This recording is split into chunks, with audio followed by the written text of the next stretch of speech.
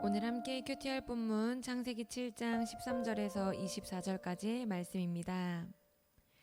곧 그날에 노아와 그의 아들 셈, 함, 야벳과 노아의 아내와 세 며느리가 다 방주로 들어갔고 그들과 모든 들짐승이 그 종류대로 모든 가축이 그 종류대로 땅에 기는 모든 것이 그 종류대로 모든 새가 그 종류대로 무릇 생명의 기운이 있는 육체가 둘씩 노아에게 나와 방주로 들어갔으니 들어간 것들은 모든 것의 암수라 하나님이 그에게 명하신 대로 들어가매 여호와께서 그를 들여보내고 문을 닫으시니라. 홍수가 땅에 40일 동안 계속된지라 물이 많아져 방주가 땅에서 떠올랐고 물이 더 많아져 땅에 넘침에 방주가 물 위에 떠다녔으며 물이 땅에 더욱 넘침에 천하의 높은 산이 다 잠겼더니 물이 불어서 15규빗이나 오르니 산들이 잠긴지라. 땅 위에 움직이는 생물이 다 죽었으니 곧 새와 가축과 들짐승과 땅에 기는 모든 것과 모든 사람이라. 육지에 있어 그 코에 생명의 기운에 숨이 있는 것은 다 죽었더라. 지면의 모든 생물을 쓸어버리시니 곧 사람과 가축과 기는 것과 공중의 새까지라. 이들은 땅에서 쓸어버림을 당하였으되 오직 노아와 그와 함께 방주에 있던 자들만 남았더라. 물이 150일을 땅에 넘쳤더라. 아멘. 우리는 어제 본문을 통해서 하나님께서 이 땅을 향한 구원과 심판 계획에 대해 실행하신 것을 살펴보았습니다. 하나님은 먼저 구원을 위해서 노아의 가족과 이 땅의 짐승, 암수 한 쌍씩을 모두 방주에 태우셨습니다. 그리고 그 후에 심판을 위해서 이 땅에 큰 비를 내리시고 홍수를 일으키셨습니다. 오늘 우리가 살펴볼 본문은 그 홍수가 시작되고 진행되는 과정과 노아와 동물들이 구원받는 과정을 그리고 있습니다. 본문은 먼저 어제 본문에 이어서 방주에 들어간 대상을 다시 한번 묘사해주고 있습니다. 먼저 노아와 그의 가족들입니다. 13절 말씀입니다. 곧 그날에 노아와 그의 아들 셈, 함, 야벳과 노아의 아내와 세 며느리가 다 방주로 들어갔고 13절에 기록하고 있는 인상적인 것은요, 방주에 탑승한 노아의 세 아들과 세 며느리입니다. 노아에게는 세 명의 아들들이 있었는데 그 아들들에게는 각각 한 명의 아내만 있었다는 것이 인상적입니다. 너무 당연한 얘기 같은데 이것이 왜 인상적일까요? 왜냐하면 당시에는 일부 다처제가 유행하고 있었기 때문입니다. 남자들이 자기 눈에 좋아 보이는 아름다운 여자들을 취하여서 여러 여자들을 거느리고 자신의 아내를 삼고 있었습니다. 그런 중에 노아와 노아의 자녀들은 일부 일처리를 지키고 있었던 것입니다. 이것은 하나님을 향한 그들의 신앙을 보여주는 것입니다. 세상이 어떤 흐름과 유행을 지향하던, 사람들이 어떤 쾌락과 즐거움을 누리던 그들의 기준은 늘 하나님의 뜻과 말씀이었던 것입니다. 13절은 이것을 강조하기 위해서 노아의 아들들과 그 며느리들의 수를 기록해주고 있는 것입니다. 이렇게 노아의 가족들에 이어서 모든 짐승들 암수 한 쌍씩이 방수에 탑승했습니다. 정결한 동물들은 7쌍씩 탑승했겠죠. 우리 14절과 15절 말씀입니다. 그들과 모든 들짐승들이 그 종류대로, 모든 가축이 그 종류대로, 땅에 기는 모든 것이 그 종류대로, 모든 새가 그 종류대로, 무릇 생명의 기운이 있는 육체가 둘씩 노아에게 나와 방주로 들어갔으니. 여기서도 인상적인 것이 있는데요, 모두가 방주에 탑승한 것을 16절에서는요 하나님이 노아에게 명하신 대로 들어갔다라고 기록하고 있는 것입니다. 방주의 이야기에서 계속 강조하고 부각시키고 있는 것이 바로 이 대목인데요, 하나님이 말씀하신 대로, 이 구절입니다. 우리 16절 전반전 말씀 보겠습니다. 들어간 것들은 모든 것의 암수라 하나님이 그에게 명하신 대로 들어가매. 하나님이 명하신 대로 들어갔다라고 기록하고 있습니다. 이 표현을 통해서 창세기 저자 모세는요 계속 두 가지를 강조하고 있는 것입니다.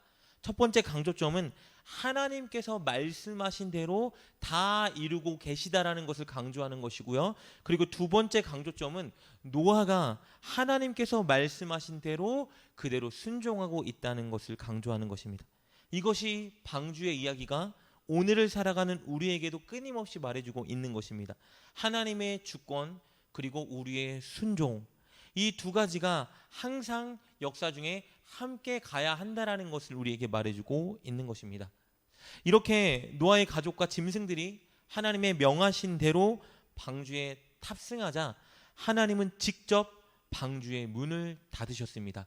우리 16절 후반절 말씀 보겠습니다. 여호와께서 그를 들여보내고 문을 닫으시느니라. 여호와께서 직접 방주의 문을 닫으셨습니다. 이것은 두 가지 의미를 함의하고 있는데요. 첫째는 이제 이 세상 사람들을 향한 구원의 문이 닫혔다는 것입니다. 큰 비가 내리고 홍수가 임할 때 그제서야 죄 많던 사람들이 뉘우치고 회개하고 방주의 문을 두드린다고 해서 방주의 문이 열리는 것이 아니라는 것이죠. 이미 하나님의 구원의 문은 닫혔습니다. 그리고 둘째, 하나님께서 이제 이 방주를 이끌고 방주에 탑승한 사람과 짐승들을 홍수로부터 지켜주실 것이라는 것을 의미하고 있는 것입니다. 우리가 아는 것처럼 방주에는 배를 조정할 수 있는 키가 있지 않습니다. 그리고 선장이나 조종자도 없습니다. 이 배는 그냥 물 위에 떠 있을 수 있는 공간일 뿐입니다. 그러나 하나님께서 이 배의 선장이 되셔서 원하는 곳으로 이 배를 안전히 인도해 가시고 그 배 안에 탄 자들을 지켜줄 것입니다. 이렇게 방주의 문이 닫히고 우리가 상상할 수 없는 강한 비가 40일 동안 지속적으로 내렸습니다. 17절부터 20절까지는 물이 불어나는 한 가지 이미지를 계속해서 우리에게 보여주는데요. 한번 17절부터 20절까지 말씀을 살펴보도록 하겠습니다. 홍수가 땅에 40일 동안 계속된지라 물이 많아져 방주가 땅에서 떠올랐고 물이 더 많아져 땅이 넘침에 방주가 물 위에 떠다녔으며 물이 땅에 더욱 넘침에 천하의 높은 산이 다 잠겼더니 물이 불어서 15규빗이나 오르니 산들이 잠긴지라. 이렇게 17절부터 20절까지는요. 땅을 덮은 물이 계속 커지는 그림을 그려주고 있는데요. 이 그림은 의도적으로 창세기 6장 1절부터 8절 말씀을 떠오르게 만들고 있습니다. 창세기 6장 1절에서 8절 말씀에는 하나님이 주신 복으로 인해 사람이 이 땅에 계속 많아지고 넘쳐나는 모습을 그려줌과 동시에 그 사람의 죄와 악이 이 땅에 계속 커져가고 있는 모습을 그려주고 있습니다. 오늘 보면 17절에서 20절 말씀은 물이 이 땅에서 계속 불어나는 커져나는 모습을 그려주면서 창세기 6장 1절에서 8절 말씀의 그림을 연상시키고 있습니다. 왜냐하면 그 연상을 통해서 이 심판은 결국 인간의 죄악 때문에 일어난 것임을 보여주고 있는 것입니다. 이 홍수가 얼마나 거대했든지 20절 말씀은요. 홍수로 인해 불어난 물의 높이가 높은 산 정상 6m 가량까지 올라갔다고 말해주고 있습니다.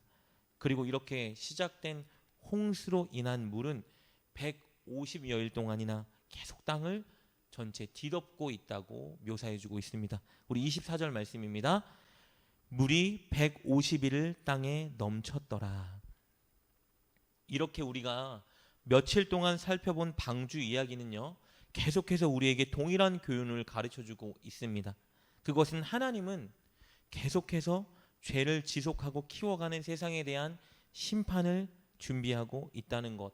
그리고 그 심판에서 구원받을 수 있는 유일한 길은 하나님을 향한 온전한 믿음을 갖는 것이라는 겁니다. 이 믿음은 하나님 말씀을 전적으로 나의 선택, 결정, 행동의 기준으로 삼고 그 말씀에 순종하는 태도를 의미하는 것입니다. 흔히들 교회를 이 마지막 때의 영적인 방주라고 표현하곤 합니다. 교회를 이곳에 참석하고 탑승한 사람들을 영생이 있는 천국으로 인도하는 구원의 곳이라고 말하곤 합니다. 그렇다면 오늘 본문 말씀은 이 교회를 향한 두 가지의 사명을 우리에게 제시해 줍니다. 첫째는요. 우리는 하나님의 말씀을 기준으로 삼고 말씀을 따르는 삶을 살아야 한다는 것입니다. 방주는 방향을 설정하고 조정하는 키가 없습니다. 오직 하나님만이 그 배를 인도해 가십니다. 그렇다면 영적인 방주인 오늘 교회는 우리의 인생을 내 마음과 감정과 방식대로 조정하면 안 됩니다. 세상의 가치관과 흐름을 따르면 안 되겠죠.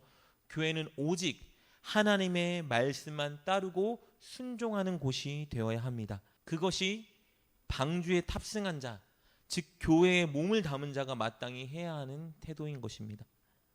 그리고 두 번째 교회의 사명은요, 하나님이 구원의 문을 닫으시기 전에 최선을 다해 사람들을 이 방주인 교회로 인도해야 하는 것입니다. 우리는 늘 하나님의 방식을 추구하고 순종함과 동시에 세상의 사람들을 향한 사랑과 섬김의 모습을 보여주면서 그들을 구원에 있는 이 교회로 인도해야 하는 것입니다.